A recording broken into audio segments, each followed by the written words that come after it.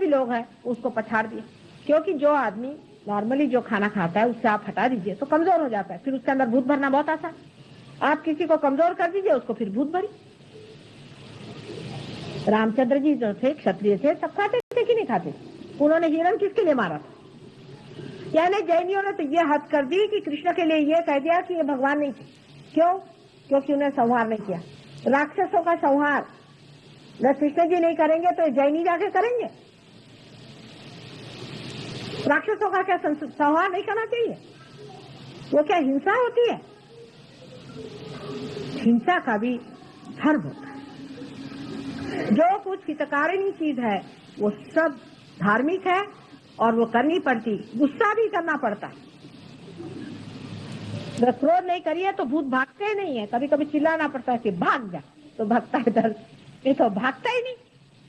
चिल्लाने में कोई हर्ज नहीं, अगर उसी से भागता है, अगर वो गुस्सा ही समझता तो भगाना चाहिए कि क्या नहीं। साहब उसके आगे हाथ जोड़ के थे, भाई तू इसके शरीर को छोड़ दे, मैं बिल्कुल नॉन वायलेंट हूँ, तो किसी तरह से इसके शरीर को छोड़, तो भूत आपके ऊपर भी आके बैठ जाएगा।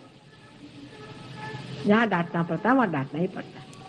आप देखिएगा कि पहले तो लोग झाड़ू वाड़ू मारते थे, वो तो छोड़िए, आपका झाड़ू नहीं मारिए, झाड़ू छाड़ लगानी पड़ती। भागते हो कि नहीं भागते हो? तो भाग जाते। कभी कभी कहना पड़ता है कि तुम्हें शाप दे दूंगी अगर नहीं जाओगे तो, फिर बुरिया बस्तर लेकर के चले जाते। आप देखना कभी कभी ये क्या चीजें होती हैं, ये भी एक देखने की चीज है।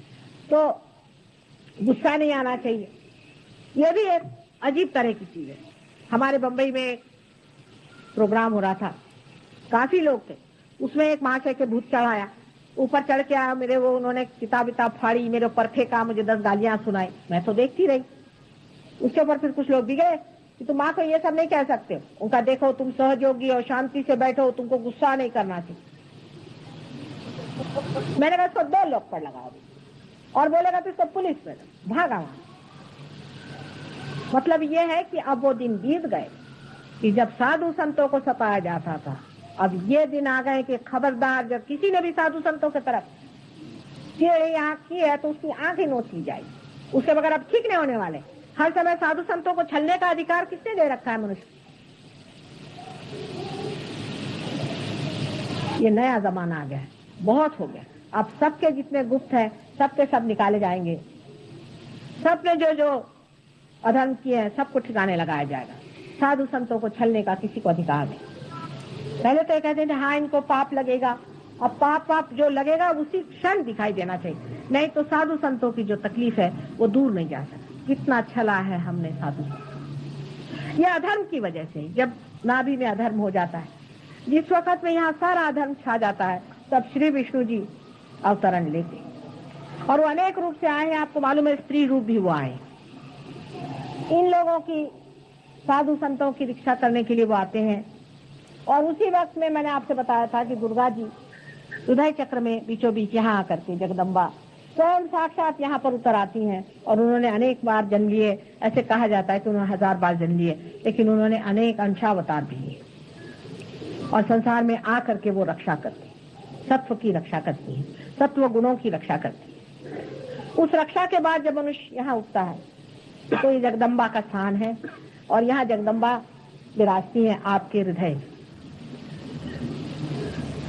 चक्र बीच में होता है और हृदय आपके लेफ्ट में होता है।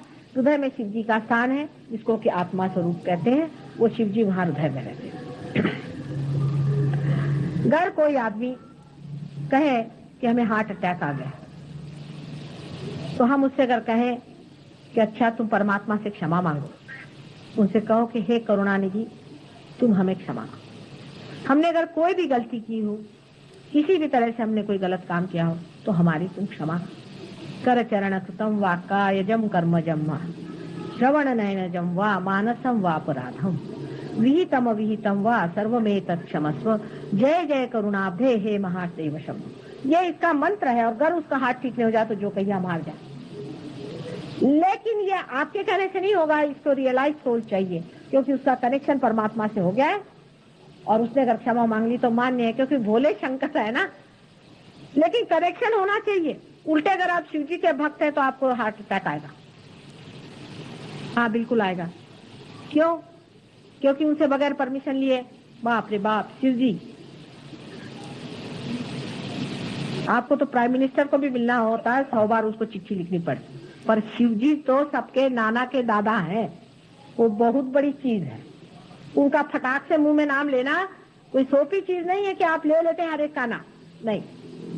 उनका नाम लेने के लिए देखिए उनके साथ में कैसे कैसे लोग बैठे हुए, ऐसे खड़ाक खड़ाक वो गणक लोग आपको मारेंगे कि आप ठीक हो जाइएगा। इसलिए कभी भी शिव जी का नाम बगैर रियलाइजेशन के कभी भी न लेना। रियलाइजेशन के बाद अत्यंत नतमस्तक होकर उनसे क्षमा मांगते हुए उनका नाम लेना चाहिए। बहुत ही ह्यूमिलिटी की जरूरत है अगर शिव जी का नाम लेना है तो, और उनको सिर्फ ह्यूमिलिटी पसंद आती है, और इसी ह्यूमिलिटी की वजह से बड़े बड़े राक्षसों ने भी उनको पाया। बहुत ही हम्बल आदमी को होना चाहिए, हमेशा अपनी गलतियां मानते हुए उनके चरणों में रहने वाले के लिए वो प्रसन्न रहे। अगर आपको अपने हात थोडा वेळ थांबा ना, आताच काय फोटो घ्यायचा, सगळे डिस्टर्ब होऊन राहिले, काय विशेष आहे? मी काय प्राइम मिनिस्टर आहे? भाषण देते वक्त क्या विशेष रूप आने वाला है मेरी समझ में नहीं आता। घ्यायचं ते ह्या सगळ्यांची घ्या, इकडून घ्या, चला सगळे डिस्टर्ब होऊन राहिले। अच्छा, शिवजी का ये स्थान है। शिवजी जो है वो हमारे अंदर आत्मा स्वरूप हृदय में रहते, एक ज्योत की तरह हमेशा जलती रहती है, और वो सब चीज को जानते हैं कि आपके अंदर क्या हो रहा है क्या नहीं हो रहा है। वही क्षेत्रज्ञ जिसे कहते हैं वो। उस परमेश्वर के सामने आप कोई गलती न करना, अगर की है तो बिल्कुल माफी मांग लीजिए, क्योंकि फौरन आपका हृदय चक्र पकड़ जाएगा, हृदय पकड़ लेगा। अगर आपने गलती करी हो तो हृदय पकड़ लेगा। इसलिए आप याद करिए कि आपने क्या गलती की है। अगर कुछ नहीं याद हो तो प्रभु कुछ भी गलती हो गई माफ कर दो, उनके माफी मांगे बगैर हृदय नहीं छूटेगा। आप कोई भी तरह का एक्सट्रीम व्यवहार करने से वो बहुत जल्दी नाराज हो जाते हैं। इसीलिए मैं हठ योगियों से कहती हूँ कि हठ योग छोड़ो, हार्ट अटैक आएगा। सिर्फ आसन करना ही कोई हठ योग नहीं होता है, इसमें 6 तरह की चीजें होती हैं, आप जानते हैं। यम नियम होने चाहिए। सिर्फ ब्रह्मचारी कोई हठ योग करना चाहिए, और वो भी जंगलों में जाकर 25 साल से पहले हठ योग की सारी क्रियाएं खत्म करनी है। ये लिखा हुआ है, अगर कोई आप पतंजलि पढ़े तो आपको पता होगा कि ये कहीं भी लिखा नहीं है कि घर गृहस्थी में रहने वालों के लिए हठ योग है, कहीं भी नहीं लिखा होगा।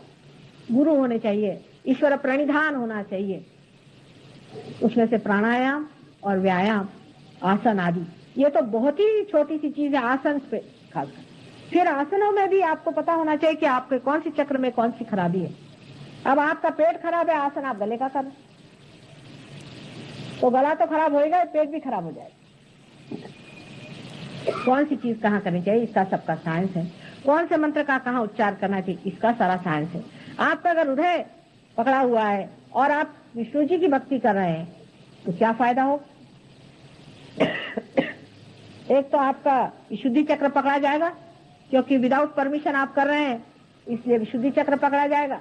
शिव जी आपसे नाराज हो जाएंगे, और विष्णु जी का आप नाम ले रहे हैं, इसलिए आपका पेट भी खराब हो जाएगा। जो अच्छे भले थे वो बिस्तर में पड़ जाएंगे, नहीं तो अस्पताल में पहुंच जाएंगे, और कहेंगे हम तो इतने धार्मिक माता जी, रोज हम पाठ करते हैं, और हम तो अस्पताल में पड़े। अब इसमें दोष आपके अज्ञान का है। सबसे बड़ी चीज ये है, इस सब का सबकी माफी होती है, इस सब चीज को परमात्मा क्षमा कर देते हैं, सब चीज ठीक रह सकती है अगर आप एक चीज पे डटे रहें, परम श्रद्धा। श्रद्धा बहुत बड़ी चीज, अगर परमात्मा के प्रति बिल्कुल इनोसेंट श्रद्धा है, कोई क्वेश्चनिंग नहीं है, परम श्रद्धा परमात्मा के प्रति रखने वाले आदमी को कभी न कभी परमात्मा तो मिल ही जाते हैं, पर वो अगर कोई सा भी ऐसा कार्य करता है तो वो क्षम्य हो जाता है। तो अगर परमात्मा को याद करता है वो क्षम्य हो जाता है, क्योंकि परमात्मा जानते हैं ये श्रद्धा का इसका सूत्र हमारे साथ चल रहा है। लेकिन श्रद्धावान आजकल कोई है नहीं, फैशन में ही सारा काम कर रहे हैं, इसलिए उसका अपोजिट रूप बन जाता है। इसलिए आदमी उल्टे दशा में आ जाता है, उसकी उल्टी गति हो जाती है, उसका उल्टा असर आ जाता है, जो करने जाते हैं बराबर उसके उल्टा आता है। जैसे मैंने आपसे बताया कि हरे रामा हरे कृष्णा वाले जितने भी हैं सबको थ्रोट का कैंसर हो रहा है। मेरे पास कितने उनके आते हैं, मैंने कहा भाई तुम आश्रम के जगह कैंसर हॉस्पिटल खोलो। अब उनसे कहो कि भाई हम तो हरे राम हरे कृष्णा करते हैं, हमें क्यों कैंसर हो रहा। भाई वजह यह है कि आपके विशुद्धि चक्र में आप श्री कृष्ण का नाम ले रहे हैं, उनसे कोई परमिशन नहीं लिया आपने, उनसे आपको परमिशन लेनी चाहिए। अगर आपने बगैर परमिशन के सुबह से शाम तक उनका नाम जपना शुरू कर दिया तो वो कोई आपके नौकर है? लेकिन ये तो तब समझ में आता है जब कैंसर हो जाता है, फिर कोई बताता है कि माता जी कैंसर ठीक करते हैं, तब वो आते हैं। आपको आश्चर्य होगा कि ऐसी उनकी दुर्दशा होती है कि मैं उनसे अगर कुछ पूछना भी चाहूं तो भी उनके मुंह से वही शब्द निकलते रहते। इस तरह से कोई सी भी बेवकूफियां करने से कितनी तकलीफ हो सकती है। आप सोच सकते हैं छोटी चीज इलेक्ट्रिसिटी जैसी लीजिए, जो कि बहुत ही साधारण शक्ति, उसमें भी अगर कहीं आप उंगली घुसेड़ दीजिए तो आपको शॉक बैठ जाता है। ये जो महान प्रचंड शक्ति परमात्मा की बह रही है, उसके प्रति अनादर, उसके प्रति अज्ञान कितना नुकसानदेह हो सकता है, इसको समझना चाहिए। और इसीलिए आपको एक से एक चीज मैं बताने वाली हूँ। कोई भी चीज गुप्त से गुप्त तरतम, कोई सी भी चीज आपसे मैं छिपाने नहीं वाली हूँ। इस शक्ति के बारे में मैं हर एक चीज आपको बताने वाली हूँ, जिससे बाद में आप मत कहना कि माँ तुमने नहीं बताया। इसके लिए समझने की जरूरत है। उससे ऊपर में यहाँ मैंने बताया था कि रामचंद्र जी का स्थान है राइट साइड में, क्योंकि उनकी मर्यादा पुरुषोत्तम यहाँ पे राइट, ये जो रजोगुण है उस पर बैठे हुए, पिंगला नाड़ी के ऊपर में। अब उनके बारे में क्या बताएं, आप तो जानते ही हैं। उनके बारे में जितना ही बताया जाए वो कम है, लेकिन वो पिता स्वरूप है। इसलिए जब अपना पिता तत्व बिगड़ता है, यानी पिता के प्रति या हम पिता होते हुए, तब ये भी बिगड़ जाता है। विशेषकर जो पुरुष और औरतों के पीछे में दौड़ते हैं, अपने पत्नी की इज्जत नहीं करते हैं, उनका एक चक्र पकड़ जाता है, उनको श्वास की बीमारी हो जाती है। सीधा हिसाब, हृदय चक्र अगर आपका पकड़ा है तो रामचंद्र जी का जो महान तत्व है एक पत्नी व्रत, उसके आप विरोध में हैं। या तो आप शादी मत करिए, शादी करते वक्त आप इतने उछलते हैं कि बस कुछ पूछे नहीं, और शादी हुई और आपका सब घर नष्ट हो गया। फिर बीवी, आपके बीवी से बढ़ के कोई बुरी औरत नजर में नहीं आती। जैसी भी पत्नी है उसको लक्ष्मी स्वरूप मान करके उसे स्वीकार्य करना चाहिए। यही रामचंद्र जी का तत्व है एक पत्नी व्रत में। और जो आदमी इसके विरोध में पड़ता है, ठीक है, आपको मंजूर नहीं है, आपसे उनसे बिल्कुल पत्ता नहीं है, आपसे उनकी खराबी है, तो सहयोग में उनको ठीक करने का भी इलाज बहुत सारा है। उनको ठीक रास्ते पे आप ला सकते हैं, लेकिन उनका आप अनादर नहीं कर सकते, उनके पत्नी तत्व का आप अनादर नहीं कर सकते। और अगर आपने उनका अनादर किया है तो इसका मतलब यह है कि आप रामचंद्र जी का जो आपके अंदर तत्व बना हुआ है उससे आप चुके हैं।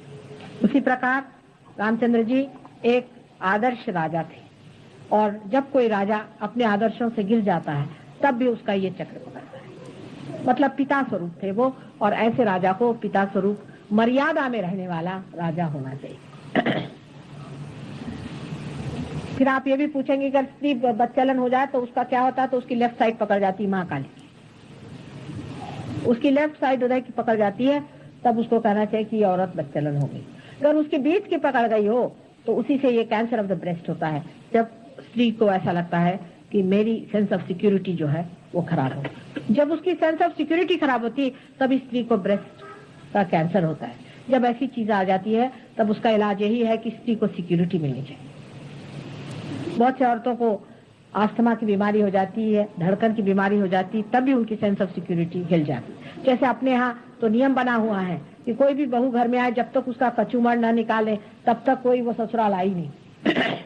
जब बहू घर में आए तो उस पर हजारों तरह के लांछन उसके बाप दादाओं से लेकर के शुरू हो जाएंगे कि तेरे बाप ने ये किया, तेरे बाप के बाप ने ये किया, और तूने ये किया, और तू ऐसी और तू वैसी। जब इस तरह की चीजें शुरू हो जाती हैं तब आप सोचिए कि उस लड़की का ये हृदय चक्र पकड़ करके बीच में उसको सेंस ऑफ इनसिक्योरिटी होता है।